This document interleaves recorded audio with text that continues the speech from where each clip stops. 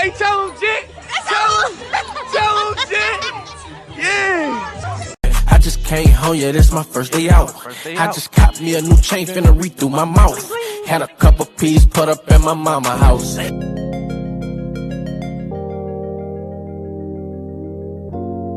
Allegheny Elementary School, Allegheny Middle School, and Alderdice High School.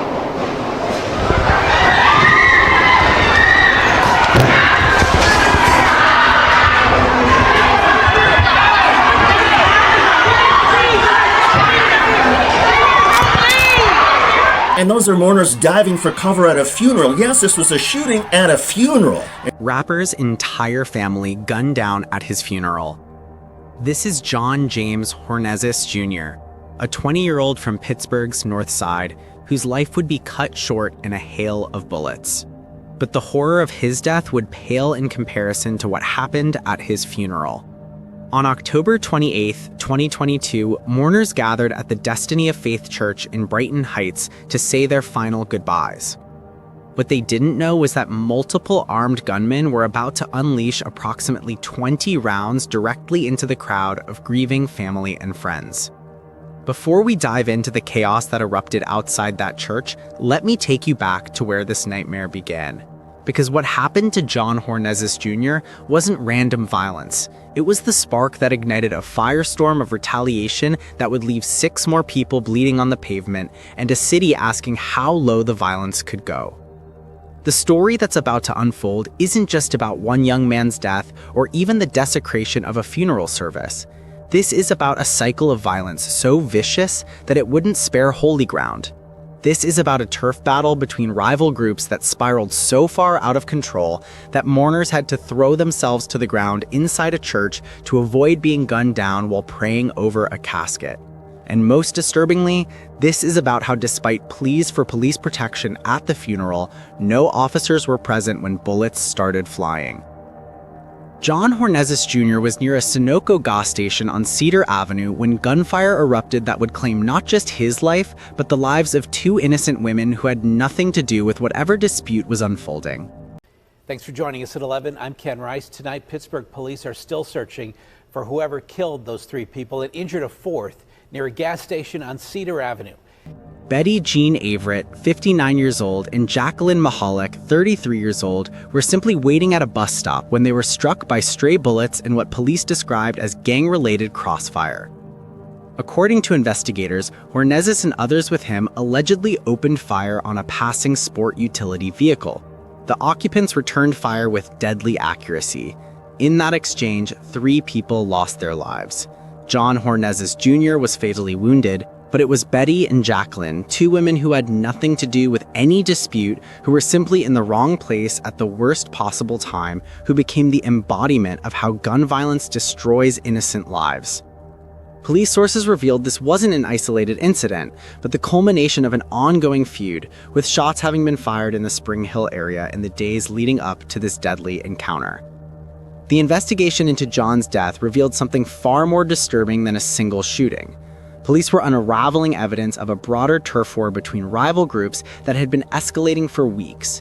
The violence that took John's life wasn't random. It was calculated, retaliatory, and showed no signs of stopping. As John's family planned his funeral service for October 28th at the Destiny of Faith Church in Brighton Heights, whispers began circulating.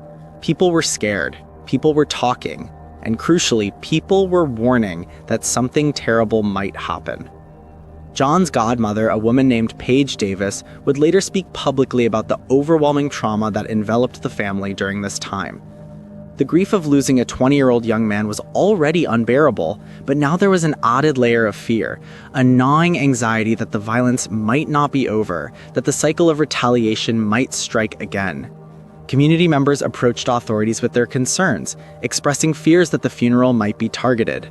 They weren't being paranoid, they were being realistic about the patterns of gang violence that had plagued their neighborhoods. They asked for police presence. They begged for protection at the funeral. But when October 28th arrived, when hundreds of mourners gathered outside the Destiny of Faith Church on Brighton Road and the Brighton Heights neighborhood, there was not a single police cruiser stationed outside. There was not a single uniformed officer standing guard. The community's worst fears were about to become reality. It was approximately noon. The service inside the church was underway, with Pastor Brenda Gregg leading mourners in prayers and scripture readings. Outside, attendees had gathered on the sidewalk, some preparing for the funeral procession. A horse-drawn carriage, meant to carry John's casket with dignity, stood waiting nearby. The atmosphere was heavy with grief, but also with community support. That's when the gunman arrived. That's when everything descended into chaos. Pittsburgh's ShotSpotter system, an advanced audio detection technology that triangulates the location of gunfire, registered the first volley of shots, 5 rounds in rapid succession. Then just seconds later, 15 more. Mourners diving for cover at a funeral. Yes, this was a shooting at a funeral. It happened in Pittsburgh, Pennsylvania. Authorities say that 2 gunmen opened fire at this event from the outside of the Destiny of Faith Church, which is on Pittsburgh's north side. This apparently happened just after noon. The funeral was for a 20-year-old man who had been shot to death in an incident 2 weeks earlier. Police say that 2 gunmen, they believe, opened fire and that a shot spotter system, which is an audio system used by police to track gunshots, initially reported 5 shots fired in the block of this church and then another 15 shots. And then there were multiple reports that started flooding into police of people at this funeral who had been shot and injured. 20 bullets total, fired by what witnesses and surveillance footage would later reveal to be 2 armed assailants who had approached the church with one singular, chilling purpose: to turn a funeral into a war zone. We're seeing some sort of turf battle, some sort of gang activity, neighborhood dispute. So obviously, we believe there's a dispute going on. Mourners who had been standing outside the church scattered in every direction, desperate to escape the barrage of bullets. Some threw themselves to the ground. Others sprinted back toward the church entrance, trying to reach the perceived safety of the building. Inside the church, the sound of gunfire shattered the solemnity of the service. Video footage from inside the sanctuary captured the moment when panic replaced prayer, when people who had been sitting in pews suddenly found themselves diving for cover, scrambling under seats, pushing children to the floor, and screaming in terror. The funeral service that was supposed to provide closure instead became another traumatic experience layered on top of already unbearable grief. When the smoke cleared and the echoes of gunfire faded, the full scope of devastation began to reveal itself. 6 people had been struck, 5 hit by bullets, and a 6th injured while fleeing. In fact, that funeral was being held for a 20-year-old man who had been shot and killed in another mass shooting on the north side just 12 days ago. Police believe some type of neighborhood feud is fueling this violence. Police say 6 people were hurt in this shooting. 1 person was in critical condition at Allegheny General Hospital but has been upgraded to stable. 5 others are also in stable condition. 1 of them was taken to Children's Hospital. But here's what needs to be understood clearly. While 6 people were wounded, some critically, no one died at the funeral. All 6 victims were transported to hospitals, primarily Allegheny General, where they were listed in stable condition. 1 victim was initially critical, but later upgraded. The trauma inflicted was incalculable, the terror was real, but the gunman did not add to the body count. What surveillance footage later showed investigators was a scene of calculated violence. 2 males, both armed with weapons equipped with extended magazines, approached the Destiny of Faith Church from Benton Avenue. Court documents paint a chilling picture. 1 assailant began firing toward the front of the church before temporarily disappearing. He reappeared, continuing his assault. The second gunman targeted a specific individual, a man standing on the sidewalk. That man collapsed near the horse and carriage, and the assailant began chasing him while firing. The horse itself was struck by gunfire. Multiple people outside the church were captured on video limping back into the building, seeking shelter. The entire attack, from first shot to the gunman fleeing, lasted approximately 45 seconds. 45 seconds of terror that would forever scar everyone who witnessed it. I don't know who did this, but whoever did this, let me tell you something. God gonna have his way with you, because there was no reason for this to happen today. I never thought we'd be in a situation where someone like Rev has done so much for the community would see her church shot up at a funeral. Just never could imagine it. Never. That we would shoot up holy ground. That we would be here. Man, ask the community. The assailants escaped through an alley leading to Byruth Street, where investigators believe a getaway vehicle waited. Surveillance cameras from nearby businesses captured a dark Hyundai Elantra traveling up Byruth Street around the time of the shooting. Additional footage from the McKees Rocks Bridge showed the same vehicle with 2 occupants wearing masks traveling toward the church before the attack. When officers arrived on scene, it was determined that there was gunfire that took place outside the church at the 3700 block. There were 4 victims that were self-transported to AGH. But here's where the story demonstrates both excellent police work and the power of surveillance technology. Investigators traced the license plate of that Hyundai Elantra directly to a 19-year-old man named Sean Davis. When police arrived at Davis's residence in McKees Rocks, they found the vehicle parked half a block away in an alley. Officers set up surveillance and waited. At approximately 5:40 in the evening, hours after the funeral shooting, they observed 2 males getting into the Hyundai. Police followed and attempted a traffic stop on the McKees Rocks Bridge. What happened next would provide more evidence against the suspects. As law enforcement closed in with lights and sirens, the passenger, later identified as 16-year-old Hezekiah Nixon, bolted from the car and began running toward McKees Rocks. As officers pursued him on foot, Nixon threw a firearm over the bridge into the Ohio River below, trying to dispose of evidence. Sean Davis, the driver, also had a weapon but dropped it on the roadway. Both men were quickly apprehended and transported to police headquarters for questioning. Investigators noticed something crucial.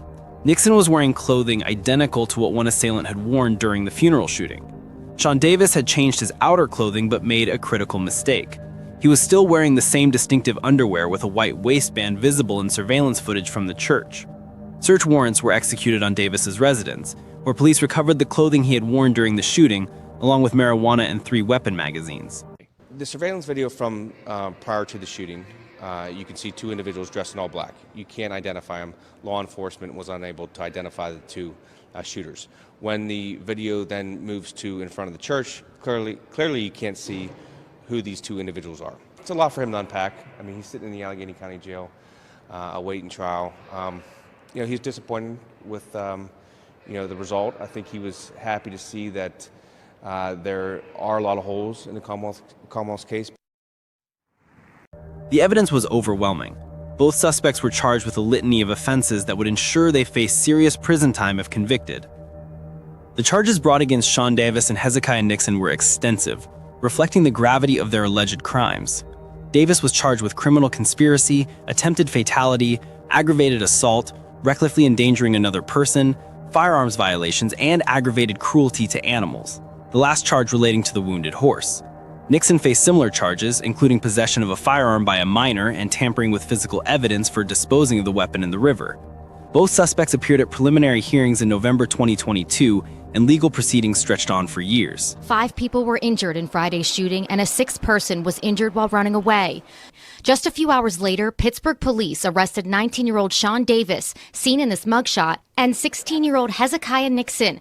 The teens face charges of attempted homicide, criminal conspiracy, and aggravated assault. Davis was charged with 1 count each of criminal conspiracy, attempted fatality, and aggravated assault, 4 counts of aggravated assault, 1 count of recklessly endangering another person, 2 counts of firearms not to be carried without a license, 2 counts of persons not to possess a firearm, and 1 count of aggravated cruelty to animal. In September 2025, nearly 3 years after the funeral shooting, Hezekiah Nixon, who had been 16 at the time, accepted a plea deal. He pleaded guilty to aggravated assault and conspiracy and was sentenced to 11 to 22 years in prison. Sean Davis's case remained pending, with his trial awaiting a date. Another teenager connected to the original October 15th shooting that killed John Hornezes was sentenced to 8 to 12 years. A 6th person was charged in March 2023 in connection with the related Northside shooting that left 1 dead and 3 injured, demonstrating how interconnected these acts of violence were. There will be a strong police presence in the areas of concern that we believe are problem areas, so that we can hopefully, prevent anything further from happening at this time. But while justice slowly ground through the court system, the trauma inflicted on John Hornezes' family and the community was something no prison sentence could address. We were standing in the vestibule, and when you turn around, you see the whole front of the church, and you see these people running with these weapons. shooting at other young men. Fortunately for me, a young woman who I don't know her name pushed me out the way. I fell on the ground. I just think these young boys are just don't care about anybody's life, not even their own. I saw this young man shooting with something that I saw in Vietnam or something. How is that possible in the streets of Pittsburgh that a young person can get access to a weapon like that? Pittsburgh Mayor Ed Gainey and Acting Police Chief Tom Stonrecki held a press conference urging restraint and promising law enforcement would prevent further retaliation. Pastor Brenda Gregg of Destiny of Faith Church issued a heartbreaking statement saying that in her more than 30 years of pastoral ministry, the funeral shooting was one of the most devastating incidents of her life. She spoke about the violation of holy ground, about how a place that should have been a sanctuary had been transformed into a crime scene. Pastor of the Destiny of Faith Church issued a statement saying, "This is probably my pastoral ministry that I've been doing for over 30 years. This has been one of the most devastating incidents of my life." Anti-violence advocates stepped forward to provide context. Devontae Johnson from One Hood Media, Richard Garland, a former gang member turned community consultant, and Dennis Jones from Youth Enrichment Services all spoke about the deeper issues at play. They talked about intergenerational trauma, about how violence begets violence in an endless cycle. They discussed how easy access to firearms combined with unresolved conflicts and lack of economic opportunities creates a toxic environment where young men see violence as their only option. The funeral shooting occurred during a year that Pittsburgh's homicide rate reached a 7-year high, with more than 70 killings recorded citywide, many connected to gang-related disputes. Paige Davis, John's godmother, spoke publicly about the need for divine intervention to help the family heal from what she described as the most traumatic experience of her life. Social media platforms exploded with reactions, people expressing shock, grief, and outrage that such violence could occur at a funeral. Comments ranged from calls for gun control to discussions about systemic poverty and the lack of intervention programs for at-risk youth. On Reddit, Facebook, Instagram, and TikTok, the story sparked conversations about whether anyone is truly safe anymore, whether even sacred spaces like churches and funerals are now vulnerable to the gun violence that has become so pervasive in American cities. The story of John Hornez is a tragedy on multiple levels. It's the story of a young man whose life ended at 20. It's the story of 2 innocent women, Betty Jean Averett and Jacqueline Mahalik, who lost their lives at a bus stop. It's the story of 6 more people wounded at a funeral who will carry scars for life. And it's the story of a community crying out for peace, for intervention, for some way to break the cycle of violence that claims more young lives each year. Do you think their deaths will serve as a wake-up call for communities across America that the time for action is long overdue? Let me know what you think in the comments section. Click on one of the cards on your screen to see more videos like this.